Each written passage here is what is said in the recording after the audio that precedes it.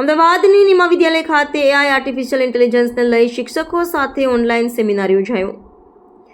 અત્યારના યુગમાં એઆઈ ઝડપથી આગળ વધી રહ્યું છે, જેના અનેક ફાયદાઓ પણ છે અને ગેરફાયદાઓ પણ, પરંતુ જો આનો ઉપયોગ સારા કાર્ય થકી કરવામાં આવે તો ફાયદાકારક પણ પુરવાર થાય છે। જે રીતે એઆઈનું ચલણ વધી રહ્યું છે અને ટેકનોલોજી આગળ ધપી રહી છે, ત્યારે અમદાવાદની જૂનાવાડજ ભીમપુરા ખાતે આવેલા નિમા વિદ્યા સંકુલના આચાર્ય સહદેવસિંહ સોનાગરા દ્વારા આજના બદલાતા સમયમાં શિક્ષકો વર્ગ શિક્ષણ કાર્યમાં એઆઈને કેવી રીતે ઉપયોગ થઈ શકે એના માટે એક ઓનલાઈન વર્કશોપનું આયોજન કરવામાં આવ્યું હતું, જેમાં તજજ્ઞો દ્વારા આશરે 30 ઉપર આ સ્કૂલના શિક્ષકોએ ઓનલાઈન માહિતી મેળવી હતી અને આ વિશે જ્ઞાન મેળવ્યું હતું। આવનાર સમયમાં સ્કૂલના બાળકો માટે એઆઈ કેટલું સાર્થક સાબિત થઈ શકે છે તેની તેઓએ જાણકારી મેળવી હતી। આજે 4 નવેમ્બર છે, પરમ દિવસથી એટલે કે 6 તારીખથી ગુરુવારથી દ્વિતીય સત્ર શરૂ થવા જઈ રહ્યું છે।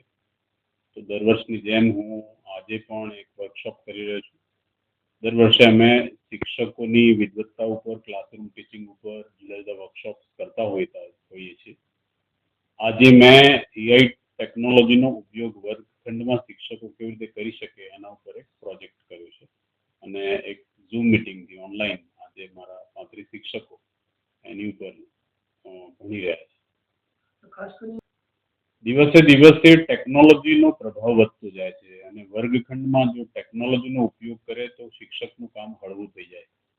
અત્યારે જે નવી ટેકનોલોજી આવી છે આર્ટિફિશિયલ ઇન્ટેલિજન્સ, એનો ઉપયોગ કરી અને શિક્ષકો એમનું કામ કેવી રીતે સરળ કરી શકે, બાળકો માટે કોઈ ટોપિકને સહજ કેવી રીતે બનાવી શકે, એના માટે એઆઈ ટેકનોલોજીના ઉપયોગના જે નિષ્ણાત શિક્ષકો હોય એમના સહયોગથી આજે મારા શિક્ષકોને ઓનલાઈન ટ્રેનિંગ આપી રહ્યો છું। ફોર એક્ઝામ્પલ, કોઈ ટેક્સ્ટની કોઈ પીડીએફ હોય કે જેમાં ટેક્સ્ટ મટીરિયલ હોય, એ ટેક્સ્ટ મટીરિયલને પોડકાસ્ટમાં ફેરવવું હોય, ટ્રાન્સફર કરવું હોય તો કેવી રીતે થઈ શકે, આવી નાની નાની અનેક ટેકનોલોજી એઆઈના માધ્યમથી કરી શકાય, એ મારા શિક્ષકો શીખે અને વર્ગખંડમાં એનો ઉપયોગ કરે, એના માટેની આજે કાર્યશાળા અમે કરી રહ્યા છીએ। ટેકનોલોજીનો જો બેલેન્સથી ઉપયોગ કરવામાં આવે, એનો સંવેદનશીલતાપૂર્વક ઉપયોગ કરવામાં આવે, એની મર્યાદાઓ સમજીને ઉપયોગ કરવામાં આવે તો શિક્ષક ટેકનોલોજીનો શ્રેષ્ઠ ઉપયોગ કરી શકે અને બાળક માટે અધ્યયન સહજ અને સરળ બનાવી શકે। એટલે એનો કેટલો ઉપયોગ કરવો એ શિક્ષકના વ્યક્તિત્વ ઉપર આધાર રાખે છે કે એનો કેટલો અને ક્યાં ઉપયોગ કરવો।